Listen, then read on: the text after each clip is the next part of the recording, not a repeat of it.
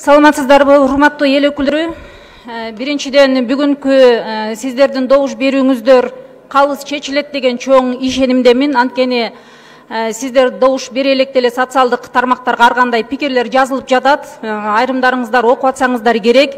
Бул жерге ким аркылуу сүрөө болуп, бирөөнү тандоо же болбосо бирөөнү шайлап берүү буйруктары болгондугу деле социалдык тармактарга жазылып чыгып аткандыгы жалган деп ишенгим келет. Эл өкүлдөрүнүн өздөрүнүн пикири, өздөрүнүн жолу бар деп ишенем. Эми сиздин сурооңузга жооп берип койсом, Кыргыз телерадио корпорациясынын негизги миссиясы документте жазылган. Жалпы коомго кызмат кылуу деп. Бирок ошол коомго КТРК кызмат кылып жатабы? Эртең эле шайлоо башталат. Эртең баарыңыздар тең ар кайсы багытта, ар кайсы партия менен, ар кайсы коом аркылуу добушка келишиңер мүмкүн шайлоого. Ошондо кайрадан эле коомдук телерадио корпорациясына карата өзүңүздөрдүн сын пикириңиздер жаралат. Ошондо менден сурайсыздар, эгерде мен бүгүн өтүп калсам байкоочу кеңештин мүчөлүгүнө, сен ушул трибунада келип сүйлөбөдүң беле?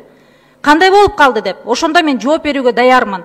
Коомдук деп айтылганы менен макамы, бирок коомдук деп өзүнүн миссиясын аткара элек ушул күнгө чейин.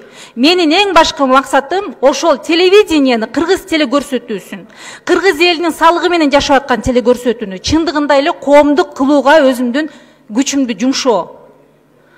А эгерде коомдук телекорадио корпорациясы ошол эски мурунку бийлик менен кала берсин десеңиздер, азыр жаңы багытты алып баратабыз. Коррупцияга жол жок деп.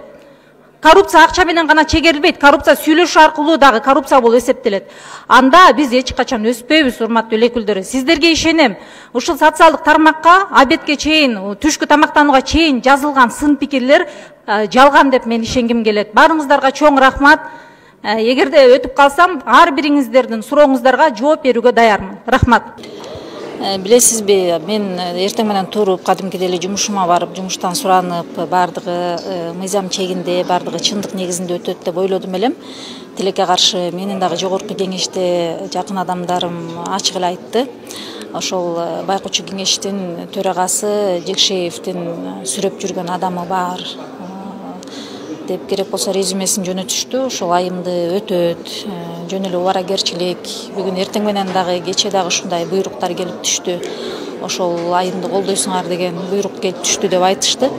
Эң өкүнүчтүү, биринчиден жогорку кеңештин депутаттары бул башка адамдардын буйругун аткаруучу куралбы? Алардын өзүнүн ою, өзүнүн пикири жокпу?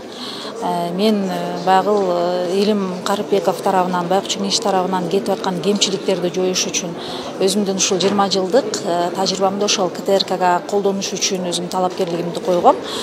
Байкоочу кеңеш бул айлык албаган, абири кеткен бир кандайдыр бир уюмга айланып баратат. Бир эле КТРК эмес, башка дагы мекеме ишканалардын. Анткени байкоочу кеңеш деген байкап, ошонун баарын баамдап, түз жорго багыттай турган бир өкүлчүлүк катары негизделген эле. Тилекке каршы ал нерсе аткарылбай атат. Бүгүнкү күнү байкоочу кеңештин жетекчиси менен байкоочу кеңештин мүчөлөрү жетекчилик менен тыгыз иштешип, ошолордун айтканын кылып, ошолорго колдоо көрсөтүп жаткандыгы өкүнүчтүү. Анда байкоочу кеңештин баардыгын тең түп тамыры менен жок кылып жоюп жибериш керек.